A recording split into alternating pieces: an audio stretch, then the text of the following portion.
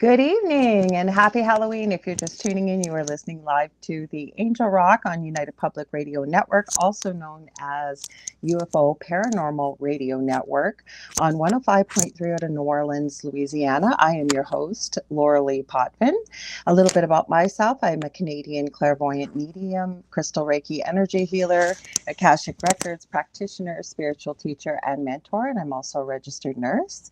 If you've never been to my show, and if you're returning, welcome. But a little bit about the show is, I say, cover all aspects of the esoteric, the paranormal, spirituality, power, positivity, and the mind. A little bit of truth seeking thrown in, just a little hodgepodge here and there. And I'm glad to have you here. Now, I have a returning guest. This never, ever happens, and I'm so glad that he was able to fill in.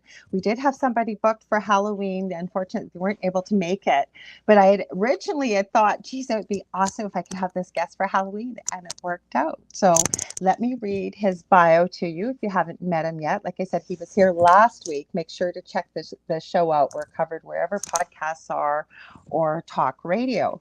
So David Hanzel has been able to sense, see, and hear spirits from a very young age after a near-death experience. As an adult, he decided to spend his life in service to spirit, giving them a voice to tell their stories and deliver messages to their loved ones.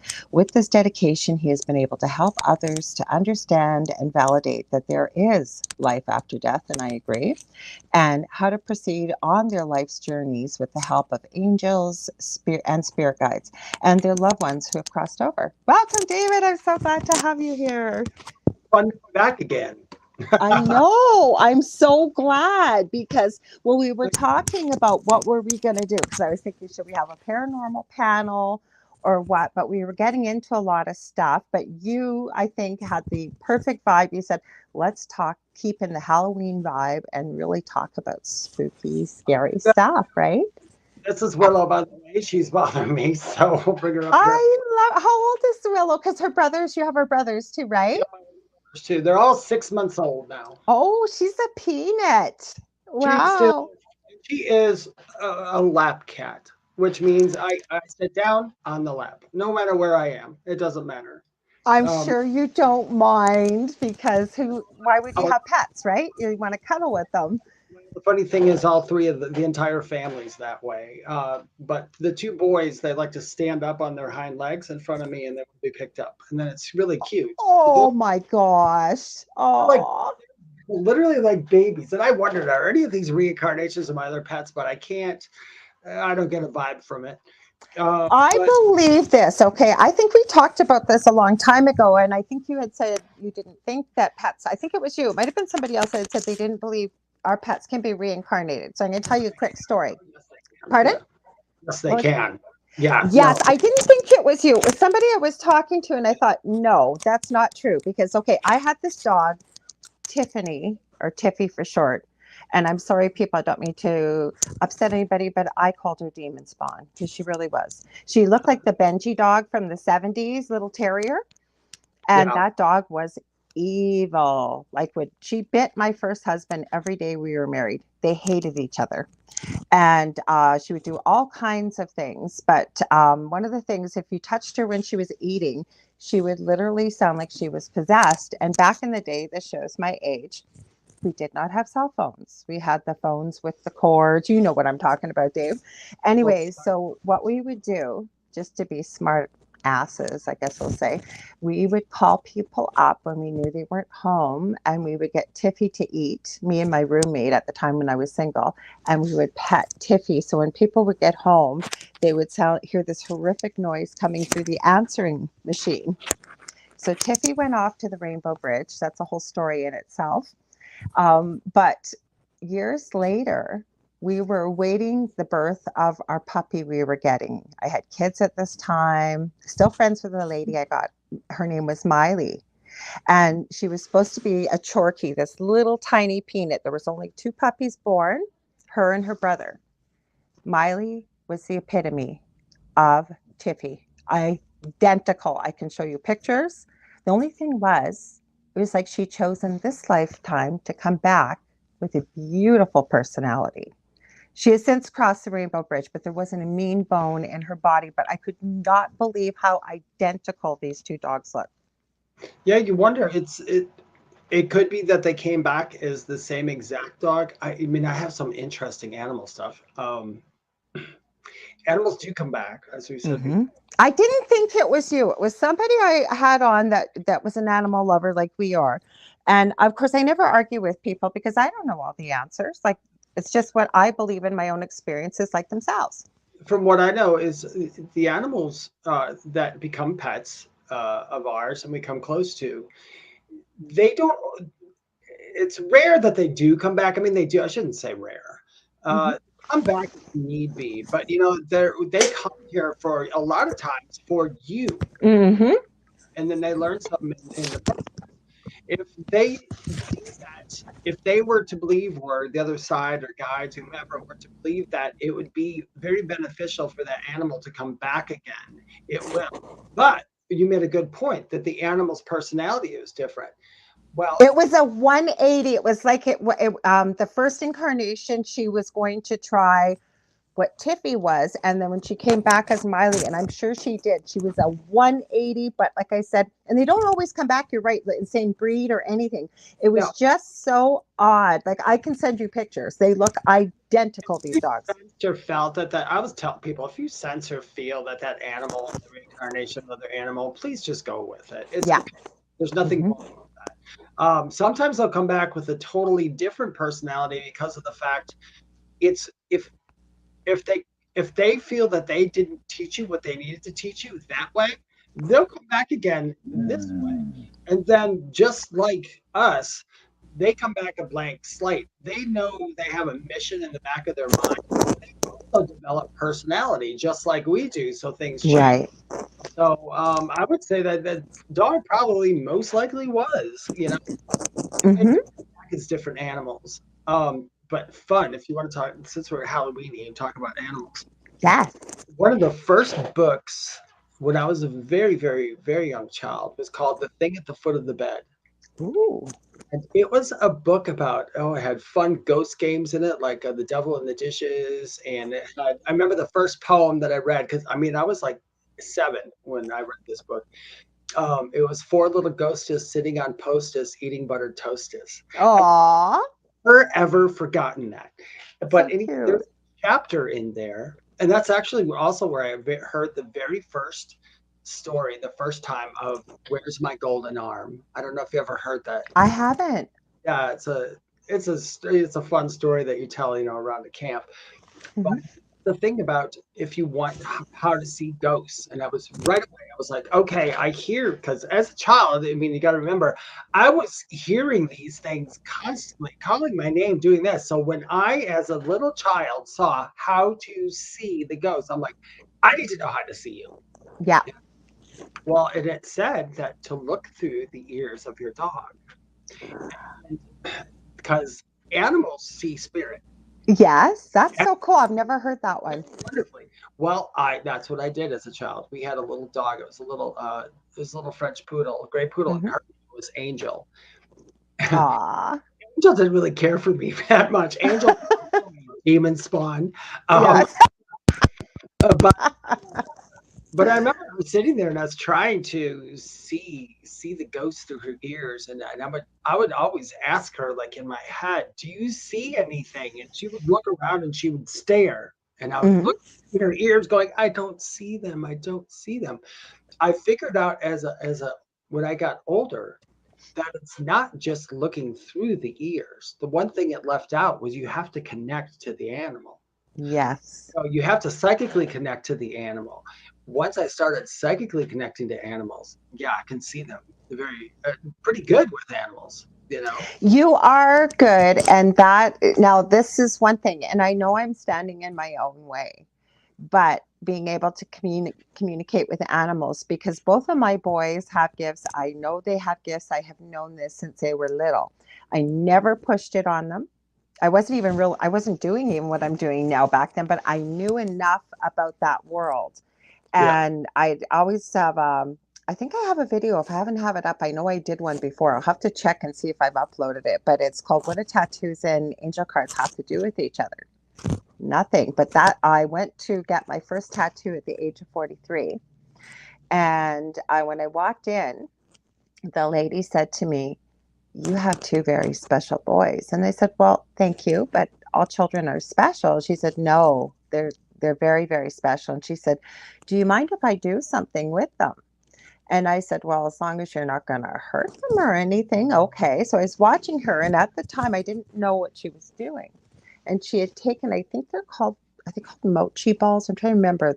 I know what they are. I have they're two crystals that you use together, male and masculine, feminine energy. But she was like banging them all around and doing all this stuff, right? And I think if I remember correctly, like this was, God, what, 14 years ago, I said, "What are you doing?" She said, "I'm just checking their energy and aura and things like that," right? And then she said to me, "You still there, Dave?" Yep, Oh, I'm still hopefully. here. Can you hear me? Oh, I'm good. I still didn't here. know we lost Now, you off camera. Kitty just knocked my Kitty just knocked my camera out. Let me see if Oh, I no can. worries. No worries. Just wanted to make sure you were still there. So, And anyways, then she said to me, there you are. Now you're kind of back. There's half of you. well, there we go. There you go. Now you're back. And then she said to me, "What do you do?" And I said, "What do you mean? What do I do?" And she goes, "I'm picking something up about you." And I said, "I don't know. I'm a nurse, but I'm off with my back." And she said, "Well, is there anything you're drawn to?" And I said, "Well, I don't know. I've always kind of been drawn to angels and unicorns and fairies." And she said, "Hang on." And she ran in the back room and she hands me this box. And I said, "What is this?" And she said, "You'll know." And I said, "Well, what do I do with them?" "You'll know." And I said, "Well, when you want these back, you'll know." And that's kind of what got me into taking my certified angel card reading course and what. But my whole point of standing in the way with animal communication is I always knew, because my boys, never mind that it sort of felt confirmed by a stranger. I got to know her very well, and she's still a friend, and she's very spiritually inclined, and I believe very intuitive as well. But my boys would always tell me what the animals were thinking. Always, even my youngest being, sort of limited communication wise. And my son now teaches me. He's going, "Mom, it's so easy. It's just so easy." I said, "It's easy for you because you've done it since you were little and you were never pushed, but you were supported." That is also the key Mm-hmm. to animal communication, I think, is you have to get that simplicity in your mind. Adults, Mm-hmm. adults always are imagining fear-based stuff, and we're also, Yes. a lot of people, when they try to communicate with animals, right away they go to the death of the animal right off the bat, and that's because that's what we think is important as adults, is the death of the animal, and it's not. That Right. the animal could care less. The animal went boop right over. A lot Yeah. easier than humans do. Is to go into, you have to go to that childlike innocence. You have to go back to that. You have to go So you're back talking about speaking to the animal in spirit form. to spirit, or even here. No, Oh, but that's what you're addressing, because you said death of the animal. And I thought, did I hear you right? Because it kind of cut out. I know what you're talking about. Let's talk about that for just 1 second, though, because I think that's really important. And I think it's so important too when our loved ones leave us, because it's natural for us to have that grieving process. I understand that. But especially with an animal, like, they know they're here to live, they have a purpose, and they're here to die. But once our loved ones even pass, and they could have been terrified to pass, but yeah, once they do, I always try and explain to people, maybe I don't use the right words, but they're whole, they're their true self, they're really who they are. They lose a lot of those human frailties and yeah, and they're not sad, they're healthy, they're whole, right? yeah. It's when a soul decides to go through that light. Some souls don't, and this will lead into something for later. But the souls who don't go into that light are usually the souls who end up as ghosts. Those are the Yeah, ones that let's talk about them. Yeah. haven't gone all the way over, and some of them stay in the astral plane. Some of them fear going over, which I want to address later. But when you actually go through that light, you are you are there. There's no coming back. The cord gets cut, that silver cord gets cut. You start dropping all kinds of emotions. So jealousy, fear, anger, that starts to Hatred. and goes away. Yeah, hatred, all those human frailties, as I call them. You might have to explain to some people listening, because we're going all over the world. What is the silver cord? I know what the silver cord is, but people may be saying, what's the silver cord? Metaphorically, I'm going to say, and some people actually said they've seen it, Hmm. which I'm not going to doubt that because everybody's perception is different of something. Yeah. So we can't sit here and judge someone's perception. We all see an apple differently. Yeah. So, but the silver cord is the connection between the soul and the physical body. Once Hmm. the physical body is done and you cannot go back into it, maybe it's mangled, maybe it's dead, maybe it's death, whatever, the silver cord is cut and the soul will never go back into that body. Another soul cannot possess that body because there's no way to do it, really. I can't even. I've people ask me, they're like, well, that person left that body and another soul snuck into it. It's like, nope, it doesn't work that way. It really doesn't. There's Remind me, because I want to ask you about zombies, and there's a reason why. So remind me while you're. I still want to hear what you have to say here, though.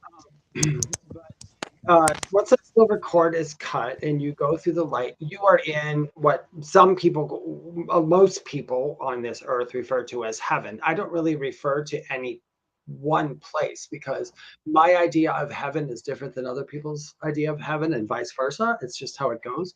And Hmm. I always tell people, people have to agree upon a perception in order to be in the same place.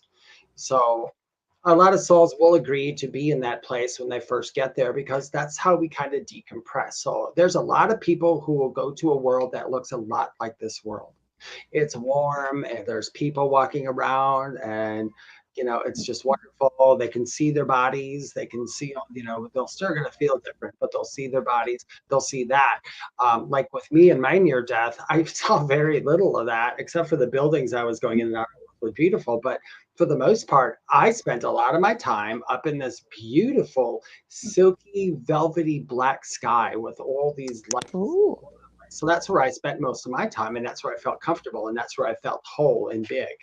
Um, and then I saw other beings up there outside of what humans look like. So I'm like, oh, okay, these are the beings that I know. So these are the ones. And then people ask me, won't you see your parents when, whatever? I'm like, yeah, because you can always go to any part. As long as your vibration matches it, you can go. If you're an evil person, they're not going to end up in that beautiful world. Their vibration will never even let them in. Nobody's keeping him from there. Their vibration is keeping him from there.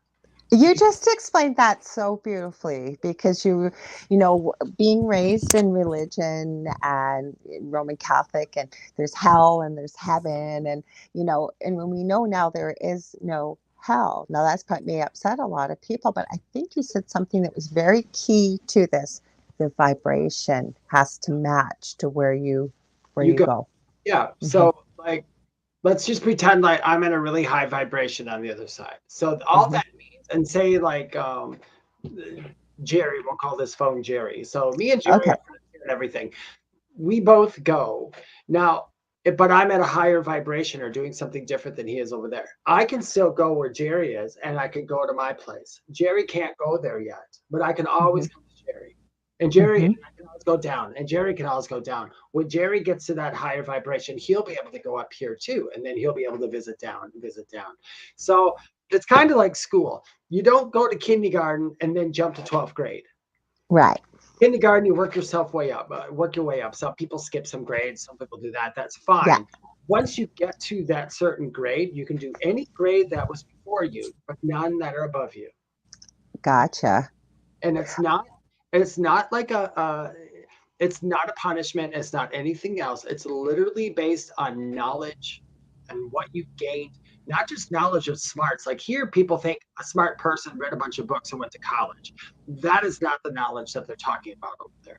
The knowledge they're talking about is the experience of every emotion and almost every I was situation. just thinking this experience, it's experience, how much you've experienced. And again, it's not a punishment to go to kindergarten or third grade, right? It's just where you are at that time with where you are in development.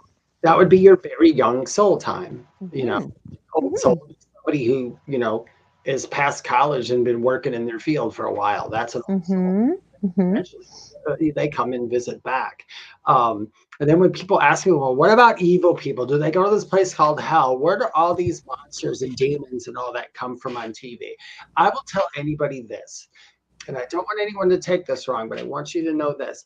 Anything you see as far as a fairy, a goblin, a monster, anything, there has to be some kind of energy that somebody had to see. So that means that it does exist somewhere. When people make up monsters in their mind, that energy never goes. It has to exist somewhere now. Okay.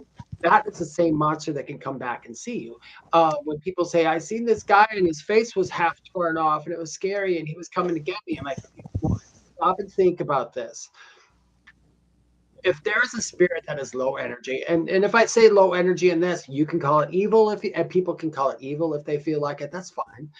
But low energy, if they're of low energy and they're trying to get to you for whatever reason, because maybe they're just plain jerks, because let's face it, there's a-holes on this side and that side. Okay. Mhm. um, they can present how you see them any way they want. So, case in point, I did an investigation, and people talked about this terrible little girl in the house, and there's like so many people who talked about her, um, and they said how she was evil and stuff. And then they talked about it was a mentally ill gentleman who lived in the basement, and he was the second one that I saw there. They didn't tell me about him. I walked around and I go look down this tiny little basement. It's a very old house in Virginia, tiny little basement down in the steps, and I look and I saw that face come right around the door, and I have to admit, it jump scared me. I was Oh, like, yeah. dude, and all I did is I backed up real quick, and they go, what? I'm like, nothing. I said, he's down here, and I just said, dude, I said, I don't want to be scared of you, so can I see you again? And then I could start to see the shadows come back again, and then I got the connection to him. And the people who saw him were correct. He was mentally ill in this lifetime in that house. And he was also a caretaker of the house. And they made him live in that basement. That was where just one of the quarters were. He was not abused. He was not treated well, though. And he told me all about it. But so many people came into that house with a fear, and one thing led to the other about that gentleman. So, you know how we pile on stories? So that gentleman was in the basement. Other people saw him, and then they would embellish the story. Yeah, I saw him peek around the corner, and then he shouted out brains, brains, or whatever. They're gonna make up stuff. As people make up stuff about things, if they don't have the right information, that fear-based energy stays in that space. So anybody who walked down in that basement, even if they weren't psychic, would probably feel something very terrible because of all the fear-based energy that was there, not knowing that that guy really isn't. He's just hanging out there. He wasn't even stuck. He liked being there. You know, I had tried to ask him if he went to the other side or it was all the way over, and I couldn't get an answer from him, so I don't know to this day. But he that was very fear-based. Also, the little girl. Everybody talked about a little girl getting murdered in the house. Now, I saw the little girl, and then I talked to her, and I asked her, I said, were you murdered in the house? And she said, no, I ran away. She ran away. She ran away. And when she ran away, there was in this a well in the back, and she fell down that well. Uh, Aw. it's found, but she died shortly after that of like just common things like back in that time it was just sicknesses. But in order to find out if my story was true, we went around the property with divining rods, and we found the divining rods kept crossing into place, and we kept going on and on. So then they went to in the city that drove by the houses. Yes, that was a well. They said, yeah, that's a well. How did you know? And I'm like, me. I was like, I knew. So that's how we got the story right. The little girl, it wasn't as bad, but that house had a lot of fear-based energy in there. There Okay. was another spirit in there that was not pleasant at all. That Mm-hmm. dude was nasty. And I knew he was nasty to women. I was with a friend of mine who's a psychic at the time, and I was in this room and I said, they played cards in this room. I said, this guy played cards in this room. And I said, he was a heavy drinker because all I could smell were cigars and this whiskey in Yeah. this room. And there's something in there. And They're like, yeah, the owner of the house was, that's right. And they went on and on. And I said, he was a womanizer too. I said, he was very terrible, the woman. I said, I think he raped 3 women. Oh my God. On and on. I said, they wouldn't doubt it. We couldn't confirm that, of course, because it was like, 90 years prior. But he was nasty. And when I was with the other psychics, they didn't know this either. They kept saying, there's a dude in here calling his name. So I'm like, ha, I know who it is. I'm like, I was talking to him earlier. We all went back in there and talked to him. He was not going to leave that place. That was his place. He spent all his money there and he lost it. And that's why he stays there still to this day, I guess. And isn't that sad, because there's no time on the other side. It's true, but God knows how long he'll be there, because he can't accept that he lost it, and I think he actually has a fear of going. Yeah. So I don't know if it went over or not. I mean, I don't know if every detail of that story is right. We confirmed quite a bit of it, but my thinking is that the guy's probably still there to this day. I think now there are people called rescue mediums, and for the most part, somebody who's a rescue medium who's been doing it for quite a while, and they're doing it within their heart space and not for, I'm a rescue medium, that kind of thing. I think they should send somebody there just to let that dude know, hey, you're okay if you go over. You're not going to, you're not going to be punished and thrown to hell. You have to know what you did, though. So they don't lie to him, because they can't. But someone like that, he did do some bad things while I was here. And I know a lot of people think that's deserving of hell. And I guess as a human being, I would think, yeah, he needs some sort of punishment. But you know what? The punishment he gets from knowing what he caused people, and then eventually having to go through the situation, to have those same situations and feelings thrown at him from the opposite side, from a different person, and he plays the innocent person, it's going to be hell enough. But that's how they learn. But the sad part is, right? Like, if you think about it, like, say, when we've met people, we all have, who just nothing seems to go right. They really have an awful life. Like, there's lots of loss or whatever it may be. But for, what we're talking about right now, maybe it was something they had done in a previous life, or, you know what I'm saying? They're experiencing it from the other side, but we don't remember, right? So it just feels so awful. Yeah, we don't remember, but we might have like something in the background that says, hey, karma is a weird thing, and it does change your life. When part of my near death, which I don't speak a lot about it because I think it scares people, and I really wish it. And I'm not saying it to scare people, but I will say this, that I had to go through a part of my life before the coma, and they showed me all the things that in my mind were dragging me down and I thought were so awful, and I thought of myself as such a terrible person, and I had to know what they were and confront them, just so they could tell me, you were too hard on yourself. It wasn't as bad as you thought.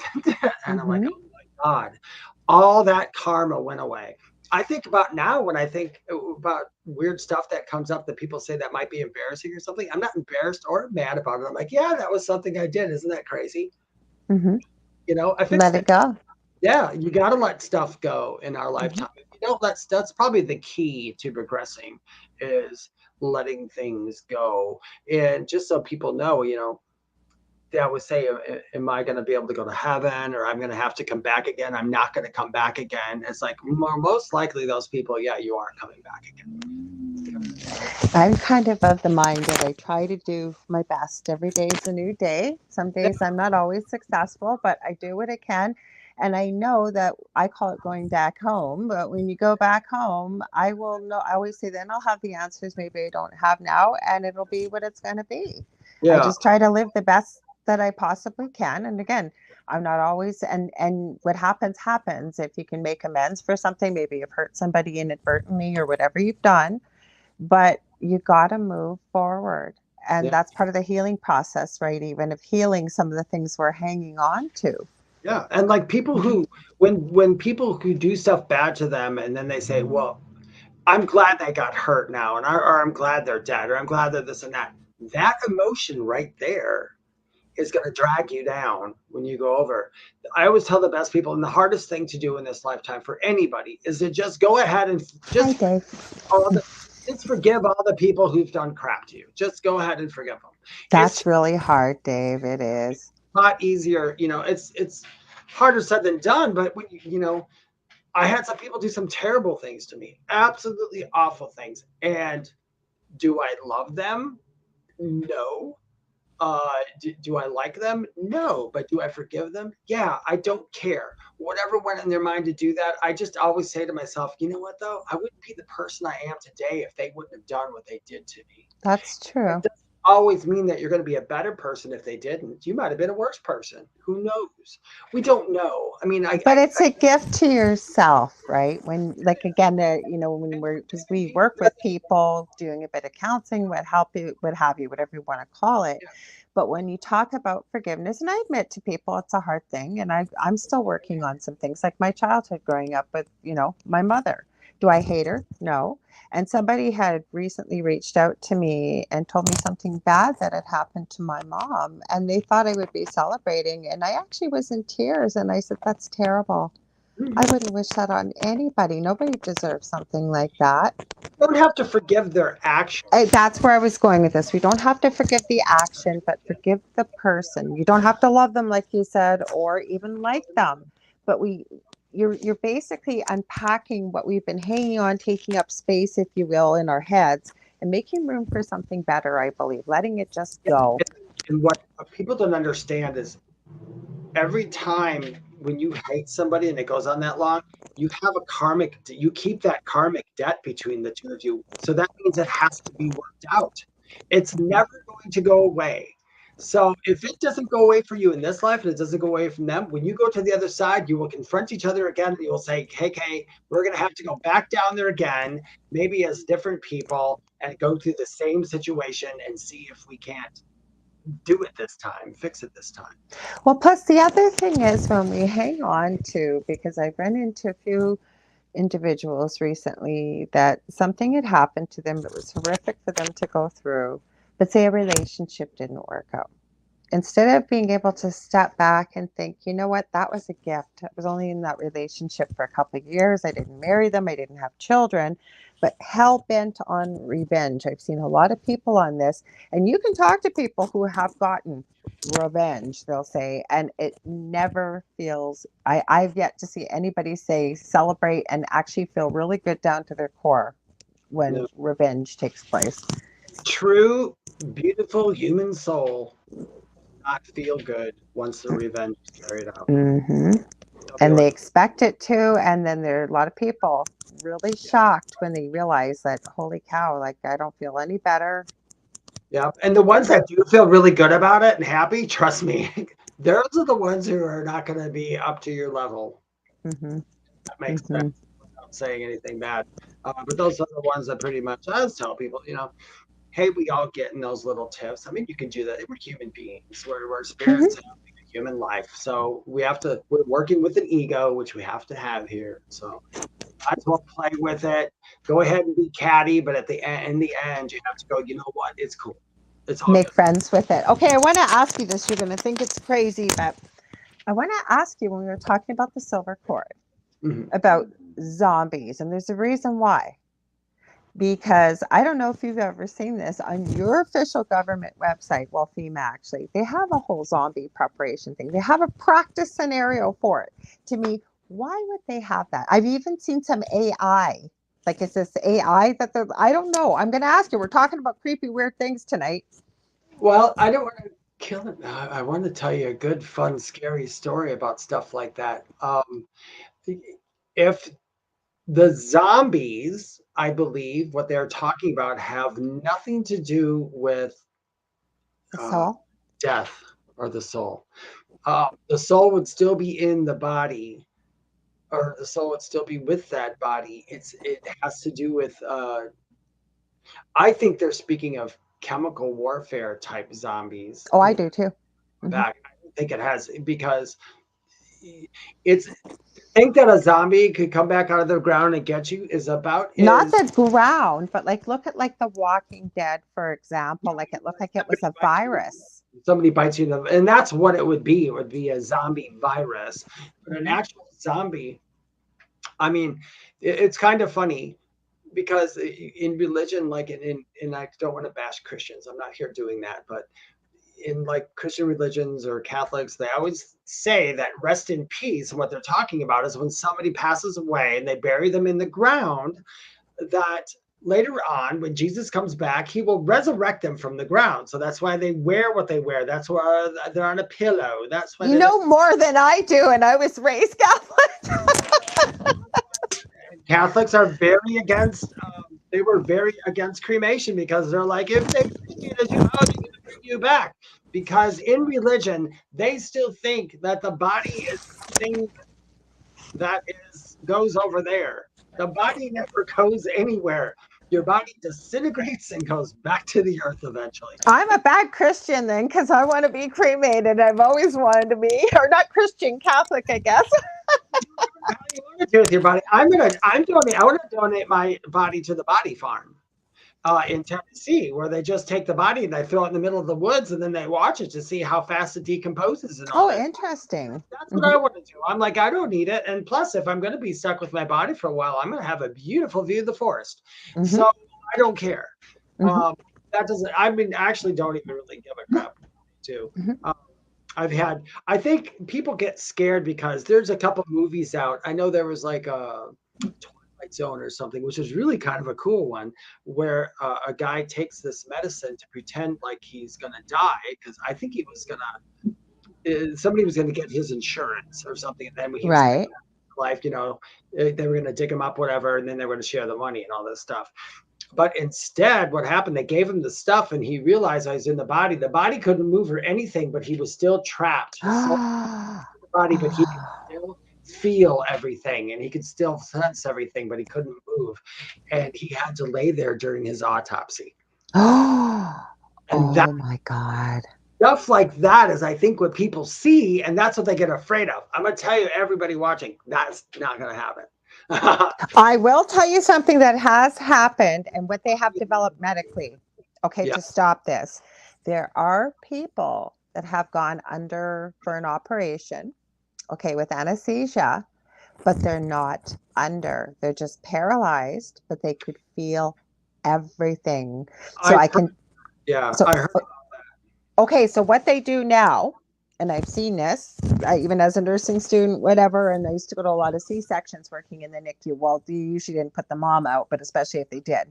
And they would have to do it quickly, right? Because they'd have to get the baby out. So they want to make sure mom can't feel anything. So they have a special little device, and they'll place it on the temple, certain spot, and certain spots to text the nervous system to make sure that it's basically numb, like it's not responsive. Because I remember specifically this, how many years ago, this is what an impact it had on me, asking, what are you doing as a student? Like, what is that? Like, why are you doing that? And the doctor took the time the anesthetist actually took the time to explain to me why this was developed and why they do this. Yep.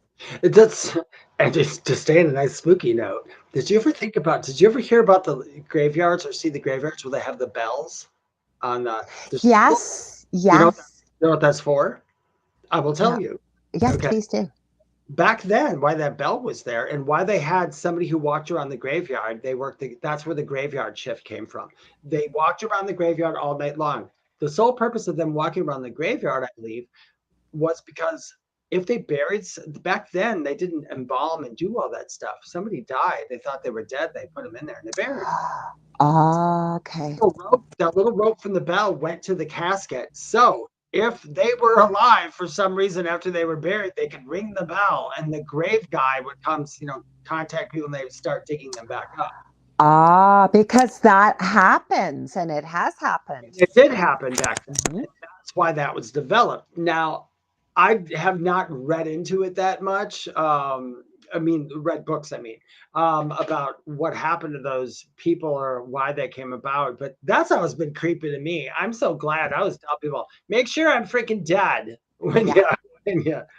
it's happened in the morgue too. I can tell you that. Not where I live, but I know there are stories of people that have been pronounced Yeah. And when you pronounce somebody, as I understand it now, I couldn't do it as a nurse when I was working actively. But now, depending, like if you're in a nursing home or like somebody's expected, like they're going to pass, it's okay for a nurse can pronounce. But even before we would call a doctor, because I used to do a lot of death and dying in the home. So I might get a call at 2 or 3 o'clock in the morning. I just went, it wasn't part of my job. Just, you got to know the family and they'd chosen to die at home. So before you would call the doctor, you didn't just have a quick listen, no heartbeat. Like you had to listen for a full 3 minutes to the heart, check for respirations. There were a lot of things you had to check. Yet you still hear stories of people that work in morgues that somebody that's been pronounced is in the morgue and all of a sudden they're awake.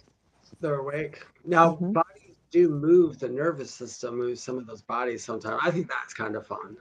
I don't mean fun in a way, like you're in there and that. Yeah, one of the cool things that I had learned during my near death and from talking to these guys over and over is that more times than not, we're taken from our body before the actual time of death. So, Thank you. I just told somebody this because I forget who I was talking to.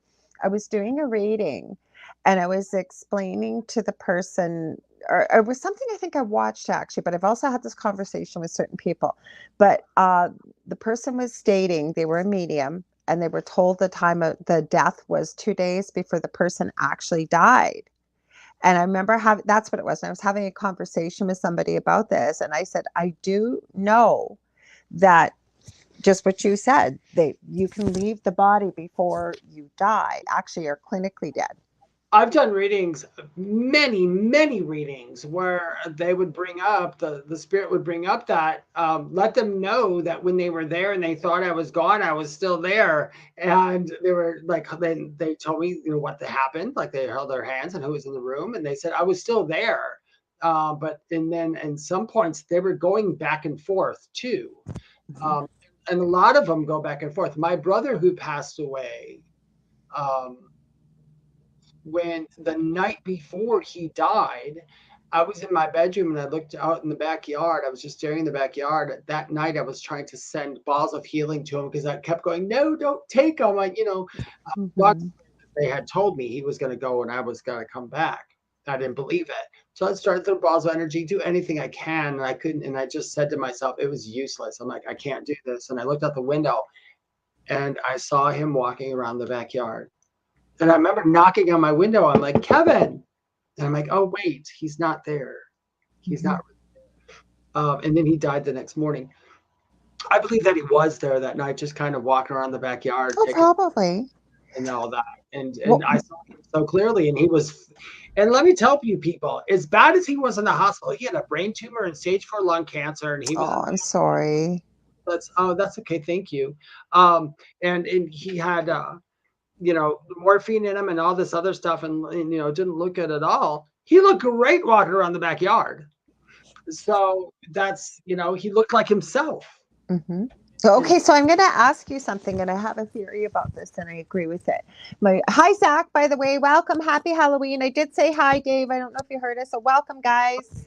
Isaac, Um, feel free to share scary stories. We're trying to talk scary here, but I had this is what I was going to mention quickly. With working in a nursing home or like in a hospital or whatever, we always knew when it was full moon. It's usually the full week. It's the week, that couple days before the full moon, couple days after, right? And again, never looked, you just knew because things just went crazy at that time. But working in a nursing home with severe dementia patients, even people that could be perfectly lucid, but it's usually people with severe dementia, at nighttime during the full moon, they would literally just be wandering. They literally were not there. It was like they could not see you. They would revert back to their original language. Maybe they learned as a child if it wasn't English. But I was having this conversation, or I'd seen something on this, and I really feel this is true. So I'd love to hear your thoughts. I believe that when that happens with people with severe dementia, that they've checked out their astral traveling. Actually, the shell is still there, wandering around. I don't know if it's the energy with the full moon or what it is. It is when they're getting. A lot of them had told me. So yes, and I can tell you from my experiences talking to them, and they validated it a lot. Mm-hmm. Dementia patients, and I had dementia. Mm-hmm. Hospital. That's what they thought. The sepsis got to my brain, and they were going to put me in the hospital. Dementia is a reality thing. It's so weird. But they do check out. Yeah, they will check out and they Mm-hmm. hang in the astral. And that's Yeah. exactly a lot of us hang in the astral. Um, I had 2 months where I was laying in the hospital and not being able to move. Guess where I was when I wasn't going back and forth over there? I was hanging in the astral. That's how I walked Mm-hmm. around the hospital. That's how I told them the stuff I saw, you know, because Mm-hmm. we do that a lot. We have a lot of built-in mechanisms in our human body and soul. One is immense pain, our body will shut down. That's how it Mm-hmm. goes. And then there's something I call the promise of heaven. It's like, say, Dave and Lorilei are in a car and we're driving down the highway, just chatting and laughing. Yeah. All of a sudden, Having a they great time. go spirits, we love them. And Yeah. all of a sudden, it appears in front of us is a giant brick wall. Yeah. And Lorilei goes to slam on the brakes so we don't hit the wall, but the brakes don't work. Yeah. Right before we hit the wall, we're most likely going to leave. Thank you, because that's the other thing, and this torments people. So, people, please, I hope you hear this. And as I understand it, my conversation with Spirit, unless you have built this into your experience, that you absolutely need to experience the pain of a death. The physical body may experience it, but you do not. You're gone. And your death experiences, studying them for 40 years, I can tell you, I have yet to run across a story that somebody was there and actually experienced it and remembered the pain. Yeah, yeah. Not Mm-hmm. one spirit I talked to, the ones who even went through the pain, they can't even give me the full aspect of the pain because it's like it's wiped out of their consciousness. They're like, Mm-hmm. one part that was a human thing. We don't have pain here. I can only remember if I was a human having a pain. And Mm-hmm. that's kind of like for us, that's like us remembering a pain. Like if I remembered a pain when I fell, 20 years ago. Or childbirth. Believe Or me, 5 days of labor. I yeah, don't remember that pain, and it was the worst pain I ever went through. But you don't, you forgot. you're there. Mhm. It's kind of gone. I mean, you kind of know that pain could come again if you're in that situation, but you can't really place that exact Yeah, pain. but then that would be a miracle at 57. It'd be a miracle for me too, because 56 and a guy. It's tough. Dave, you're looking a little chubby. I know. Yeah, Um, I'm with child. I'm drinking for two. Um, Yes. but yeah, that's one thing that I have heard. You really do. Um, you really do leave, and like you said, which is absolutely 100% correct. If you don't have it built in for you to experience that, then you're going to go. I've talked to a gentleman, the coolest thing, and I think I told you this, but it's interesting. I was connected to the spirit, and he showed me what it looked like in a picture, and I described it, and they're like, "Yeah, I think I know who that is." And then I had asked him, I said, "Do you want to tell me how you passed away or whatever?" And all of a sudden, I found myself in the sky, and it was just beautiful, and I was just floating, and I thought, "Wait, what?" I was so confused. So I'm in the sky, and I'm just watching stuff in clouds, but all of a sudden, he turned me over, and as he turned me over, I watched a plane go by, and then he turned me back again, and I was like, "What?" And then I was like, "Oh my God." And I went to the woman, I said, "Did your brother like parachute or something?" And she In goes, skydiving. "He died in a skydiving That's accident." what I thought. And that's what he showed me. And I was like, "That was beautiful." He's like, "Yeah." He literally said to me, "I died doing what I loved." And he said, "I left before I hit." He said, "I enjoyed." He said he was lucky because he came to terms because the chute wasn't going to open. It wasn't Mm-hmm. open. He was alone. There's Mm-hmm. nothing. Well, he had some friends, but there's nothing nobody could do. There's no way to slow him down. Nothing. It was inevitable death. So he just enjoyed the time, and he said that they were coming to get him like over and over. They're like, "Come on," and he's like, "No." So he stayed in there for a while and enjoyed the falling sensation, and then he left. Wow. Okay, I got to share this with you. I've never shared this before. You know, for a while there, you would see like on TV somebody not trapeze, what is it? They're high wire act, walking like really high up with like the Walendas and stuff like that. And one of them has fallen. I swear to God to you, I have had a past life doing that because it's literally terrifying for me. And I'm not really afraid of heights or anything, like I'm not, but to see that, it's like I can feel every bit of it. Like there's video, like not when he lands, but when one of them falls. Yeah. And like I get so anxious, like it's really hard for me to even watch that. I swear to God, I must have had a past life doing something like this. Probably most likely, if you Or have that. something similar where I had a high fall. What was I going to say? When we fall, the weird thing about it, and even animals had taught me this a long time ago, and Yeah. one of my guides had taught me this because I needed to know it. It was very important that I knew this information. Animals and people, a lot of times, if we saw them like, let's say like you see a bunny on the side of the road, you see him get hit by the car, and then he's just flailing like that, and I everybody's like, "Oh, have seen it. the bunny isn't there." The human body still goes through the motion. Did you know that the human body can still go through functions without the soul? And the reason that is because babies do it all the time. Mhm. The soul, a lot of times, and I don't want, we won't even go on this subject, but it's funny when people tell me about when life begins, where because Mhm. because it's like, God, if you just knew what I knew. Um, Yeah. it's just life begins when the soul arrives in the body, and a lot of times Yeah. the soul knows if it's going to be leaving soon or if it's not going to be leaving soon, and it leaves just like we do, you know. But there's babies that are born where the soul doesn't even come into the baby for like a week after he's born. I agree. Yeah, and there's been people that we don't know why our baby's cute and he's going cuckoo, but he's not doing anything for a week, and then all of a sudden the baby's got a personality. Like that's when the soul entered. Because there are souls, believe it or not, who said, I am not going to spend another 9 months of earth time in there because I've done it so many times that it's I boring. don't want to hang out there.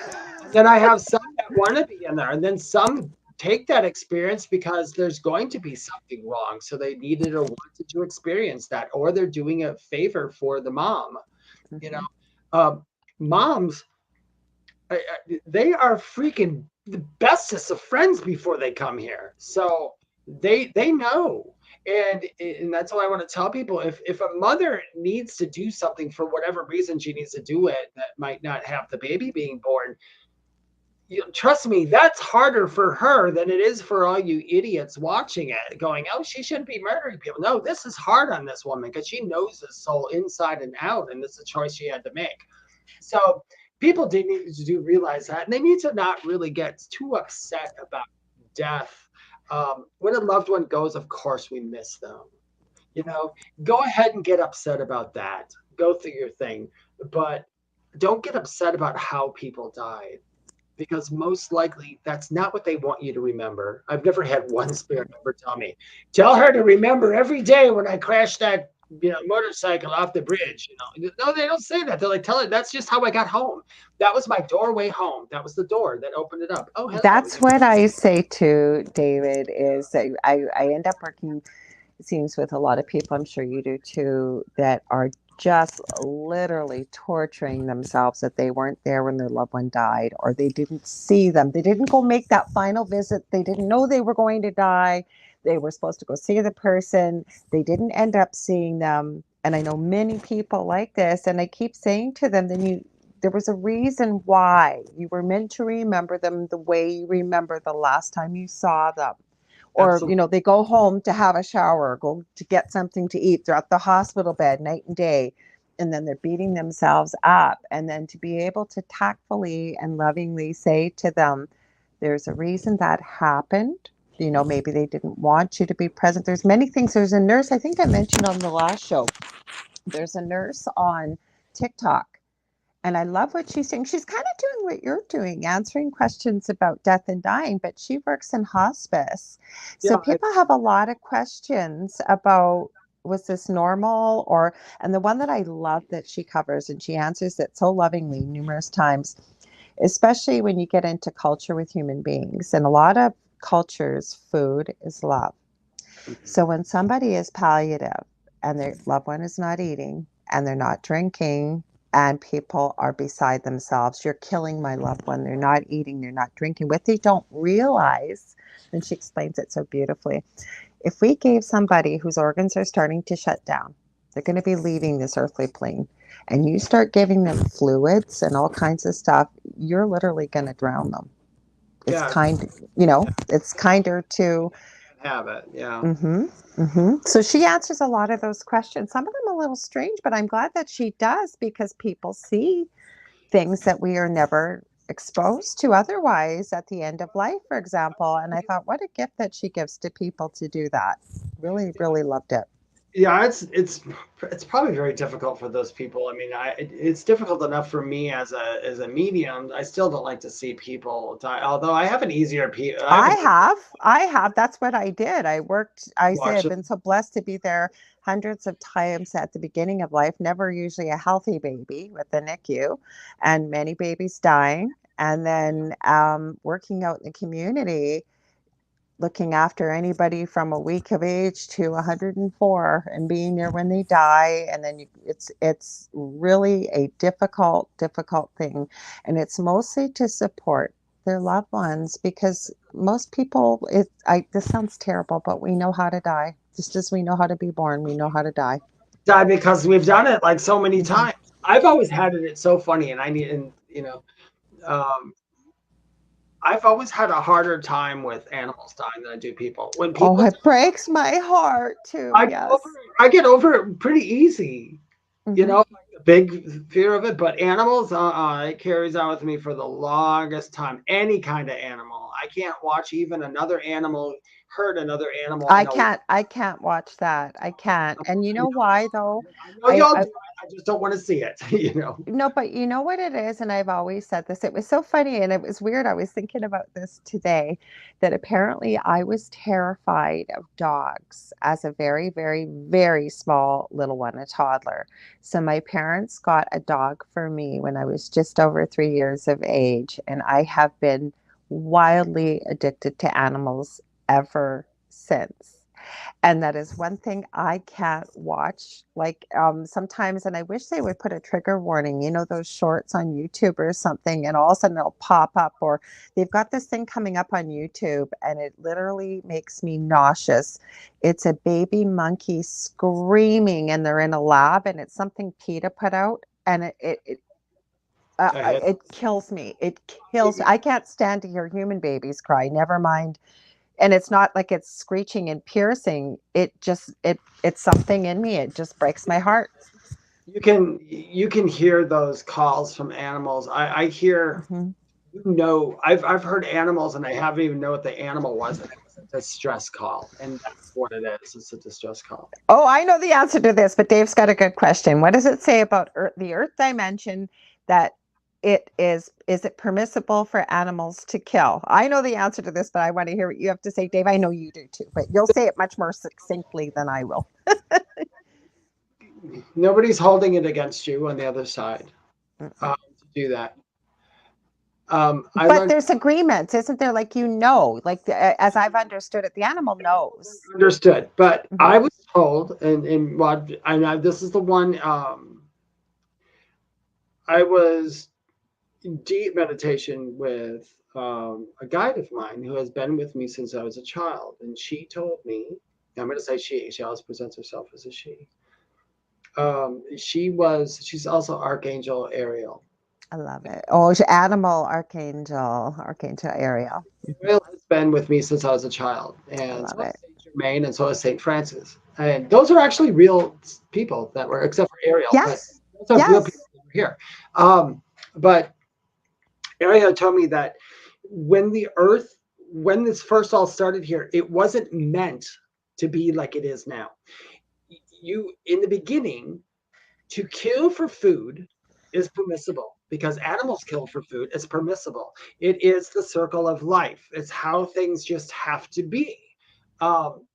But humans have done a terrible disservice by overproducing and overkilling um, these animals.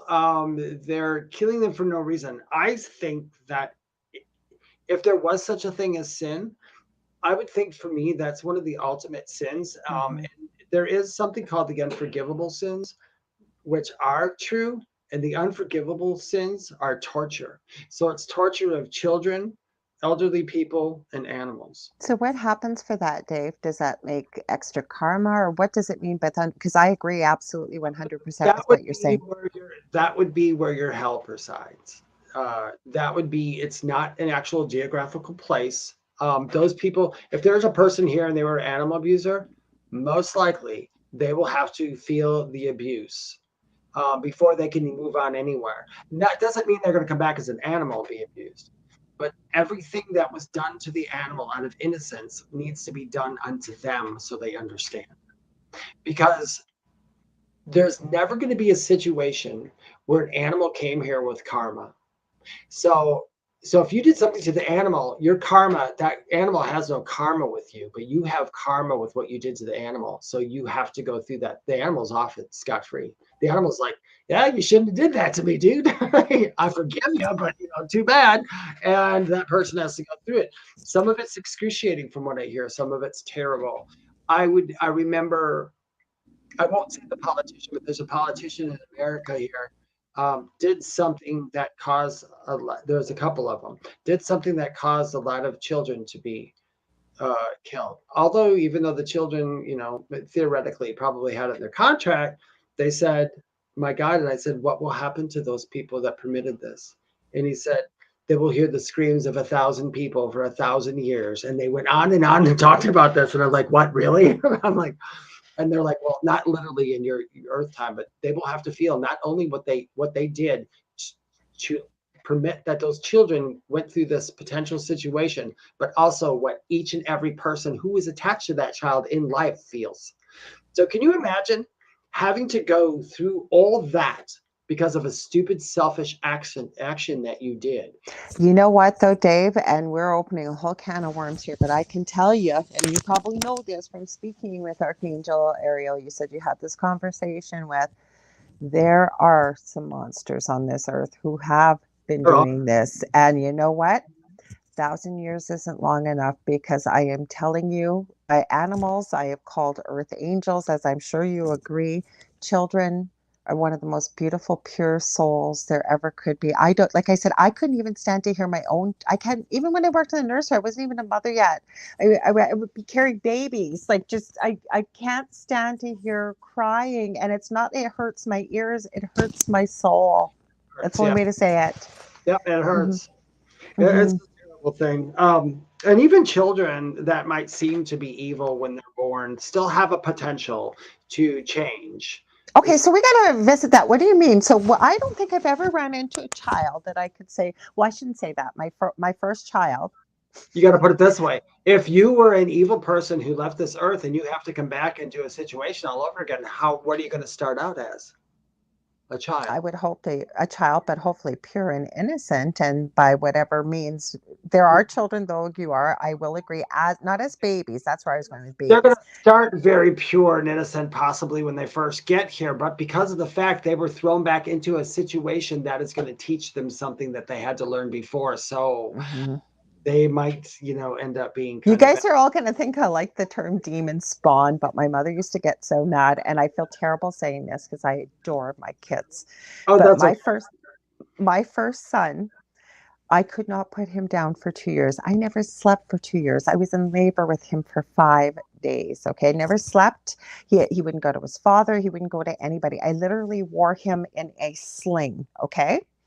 I would never have had another child again had my second not been a surprise. And then I realized afterwards I would have had probably 20 or 17 like my grandmother if I could have. But my point is, you know what happened? It was like my son had his difficult years, his first 2 years. He is now 27, almost 27 and a half. I have not had a moment's trouble with that child. It was like he had his terrible twos the first 2 years. And it's not me being biased as his mom.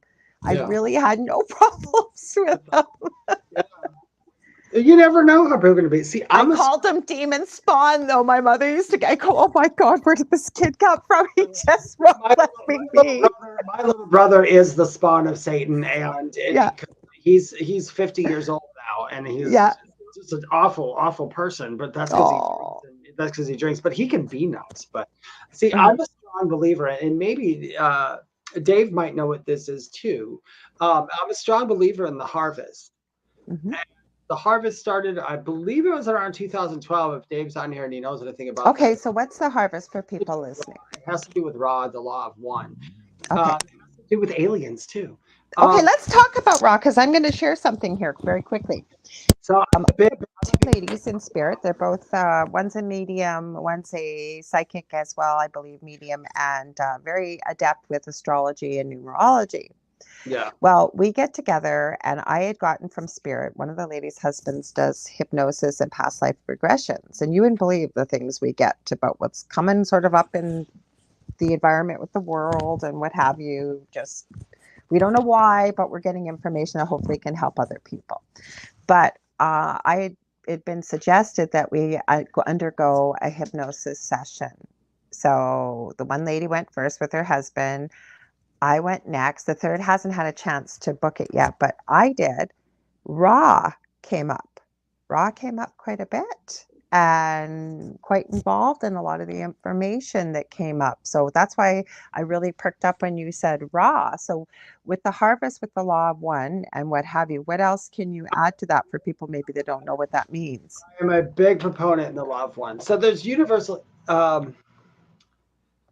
Yes, Dave's got it. So Okay, so let's read this for people listening. So Dave Petrella says, yes, allowing specific spirits to move on to higher dimensions when the cycle of spiritual development allows for it. perfect way to say it, Dave. That's Mm-hmm. absolutely the best. You probably almost said it better than me. And to explain that, so harvest is that's just what they call it. It's not some weird thing.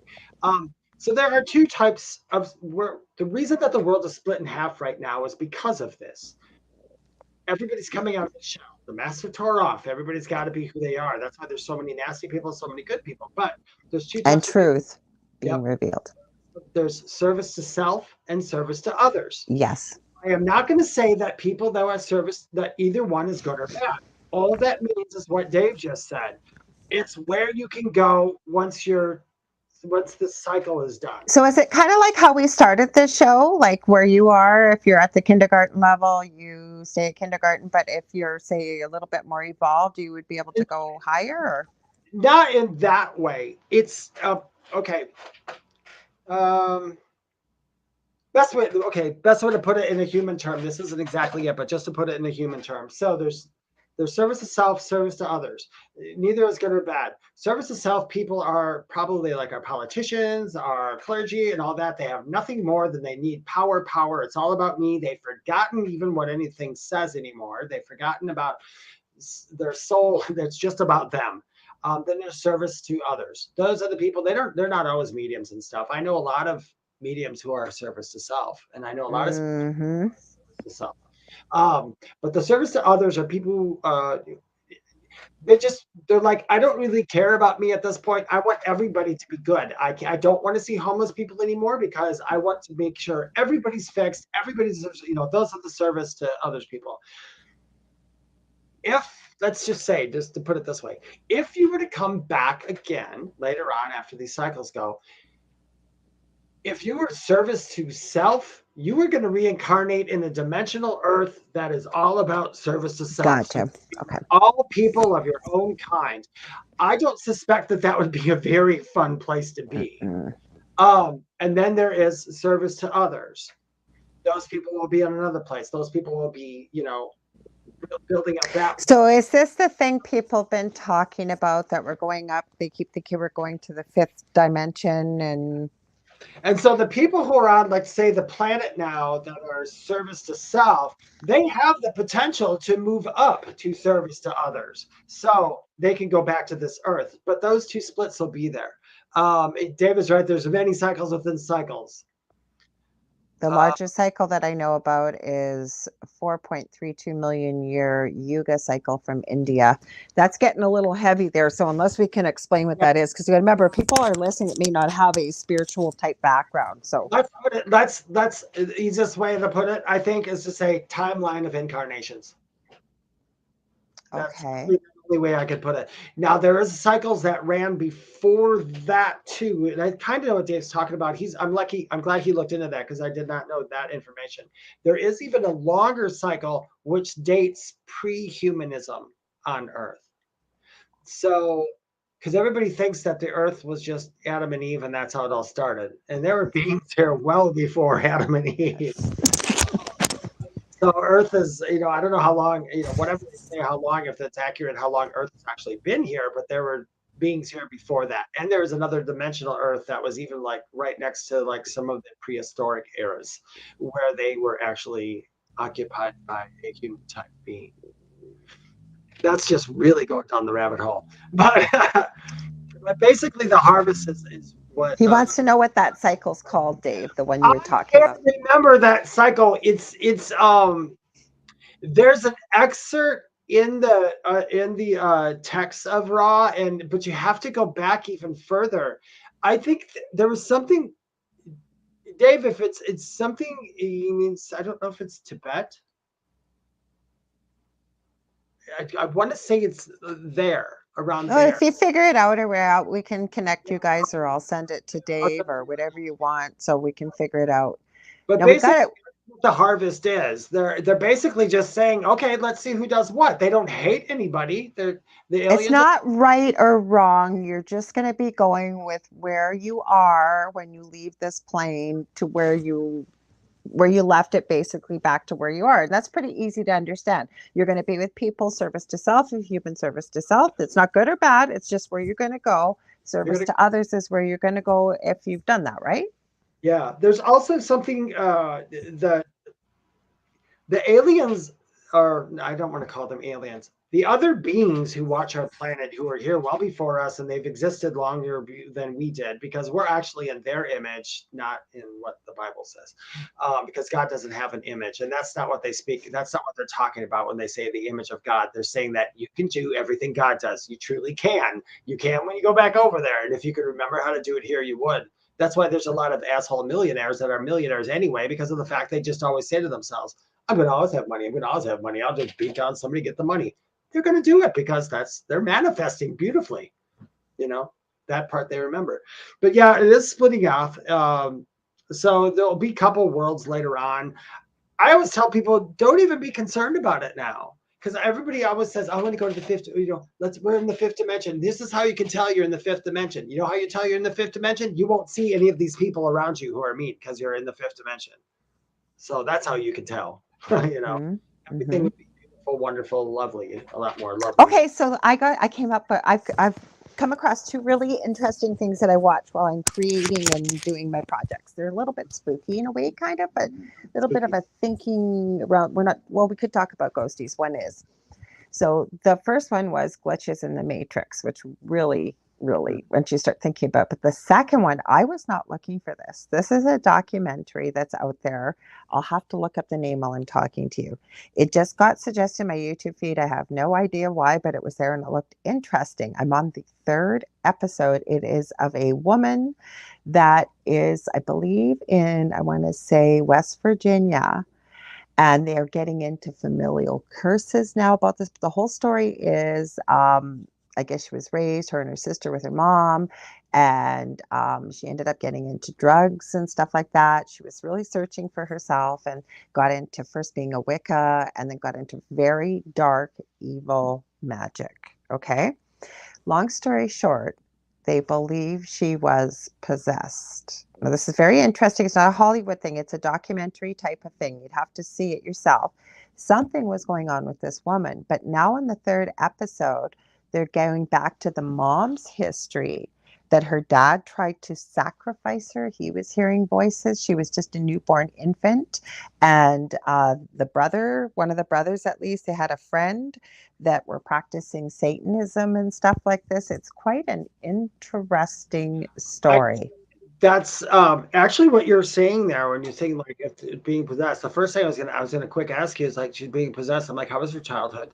Because a lot of times, if a soul comes in, and it might even be in her thing to be possessed. So what's a familial curse? Because this is what it sounds like. It's a familial curse. And I also, what it was suggested with our story, I don't feel that. I don't believe that, but Yeah, I think that for me, curses, people ask me, are curses real? And my answer is always going to be no. But here's the caveat on that. If you believe the curse, if somebody tells you, yeah, it's your Then it total, is. It'll be. because you're going to manifest that crap all over you're going to just do that.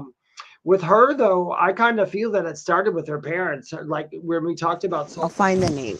when we Hmm. talked about souls coming in innocent, I think that she did come in innocent, and that's how she was groomed into that situation. Oh, definitely. I would agree with the way this. I'm going to find the name. I didn't know we were going to talk about it. I would have thought about it. But it's really kind of spooky just with the thought because there's so much misinformation out there. Now, it's a little bit more religious based. They're not cramming Jesus down your throat or anything, but there's ministers involved. And she had decided she wanted to be baptized. And this is what happened when they went to baptize her. They said, I baptize you in the name of the Father, the Son. As they went to say the Holy Spirit, she falls back into the water. And I guess this pastor, he's quite young. He said some kind of Lutheran rite of oh God, why can I not think of it? Removing, I know what the, oh, exorcism. Sorry, I had to think about it for a sec. Exorcism, right? He said it very quietly. And this is not a fake scenario. This is actual video.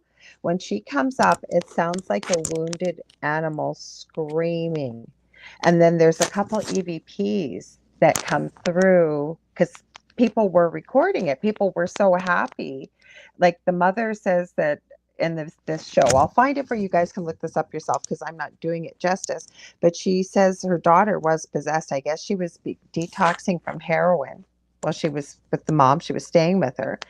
And then the mom said, this isn't the first time I've seen it. So they're getting into the third episode now of why she would say something like that. So it's quite the story, and it's scary for people to hear this. So that's why I'm asking you from spirit perspective what you feel, because you've also done paranormal investigation I too. feel that she definitely has some influences in her. I don't believe though. It's kind of like I'm like probably the worst person to It's ask. called Dark Holler. Holler. It's called a paranormal docuseries on YouTube, and it's Some of called the Dark Holler.